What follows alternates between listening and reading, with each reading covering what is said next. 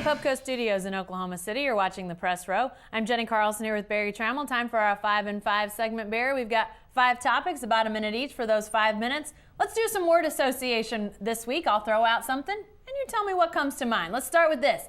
Adam Silver. American Gothic. Stands there with his farming situation. Looks just like the guy in the painting. No, he's been powerful, been strong, been concise. Mm-hmm. I love David Stern, but frankly, he's a little bit of a windbag. Adam Silver has not used a bunch of words to get to this spot where he's suspended and put a bounty on the head of Clipper owner Donald Sterling. He's come across very strong, very quick, saying we're going to take care of this situation. I think he comes off looking very good. I think the NBA world is very, very pleased with its commissioner right now. Oh, definitely. Yeah, the word that comes to my mind is popular.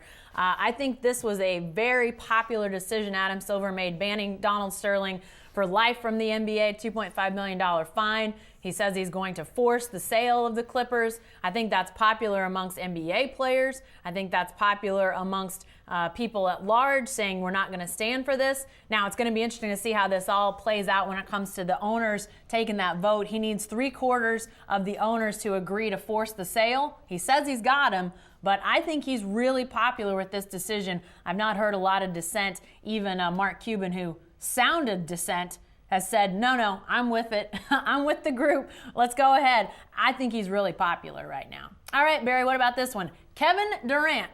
What word association you got for that? Dazed and confused. That Kevin Durant is struggling. He's not playing well. He's not shooting well.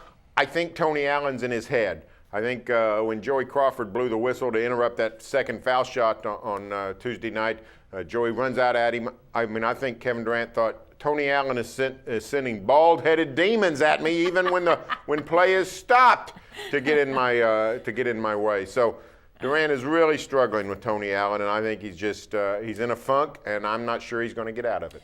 You know, the word association that pops to my mind for starters with Kevin Durant is hollow MVP, because I fear that this series for the Thunder is headed off the tracks and off Mount Grizzly, as you wrote after Game 5.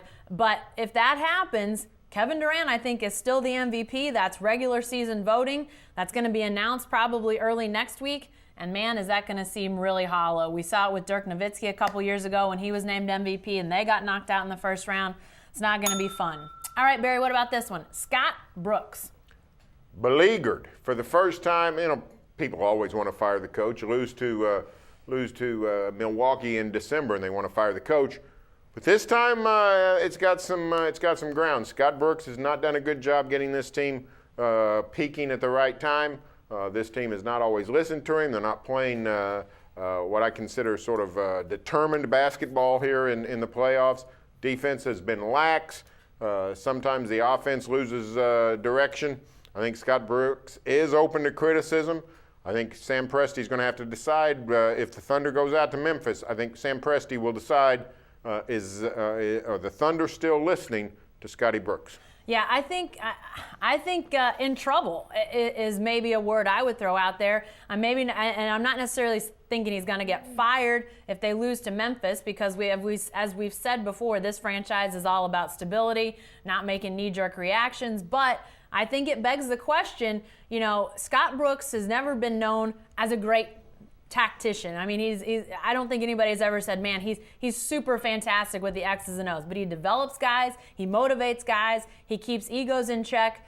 But now there's a question of motivation, because we've seen this team come out in really high-pressure situations where they needed to be focused, energized, and they weren't. And so you got to wonder, is that still there? Is that still part of what Scott Brooks can do for this team? So it's a little bit up in the air with Scott Brooks right now.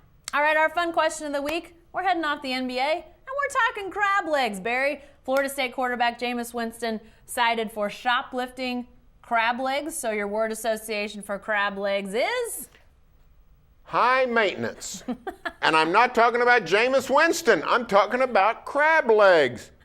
They're very difficult to eat. They're hard to crack. You got to pull them all out. You got to suck out the meat. It's not worth it. Just go get you a big old fish fillet or something, or a big jumbo shrimp. Much better, much easier to deal with. I don't understand why you're risking your legal situation over crab legs. However, I think there is a solution to this problem to get Jameis Winston's attention. I think that Florida State ought to suspend him for the opener, not let him play in the first game. I have no idea who the Seminoles are playing, probably some rum-dum. They wouldn't need him. Oh, wait. Oh, yeah, they're playing OSU. Let's go, Cowboys. Suspend Jameis Winston. Give the Cowboys a good chance to win in Arlington. I have more questions about this than I have word associations, and it starts with, if they have him serve a suspension because he's on the baseball team, is that going to suffice? Or is the football team going to say, well, we suspended him for baseball. We don't need to suspend him for football? That's a question. Another question, do we get fresher crab legs here or do they? Because I don't know enough about where crab legs come from, and Tallahassee's not exactly by the beach.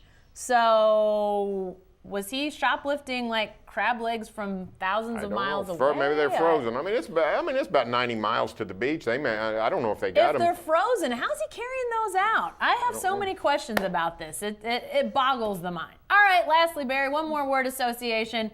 That is Joey Crawford. Well, this is not going to make me very popular, but friend of mine. I actually met Joey Crawford in the hotel in Memphis a year ago during this series. He called one of the games, Game 4, I think, in Thunder Grizzlies.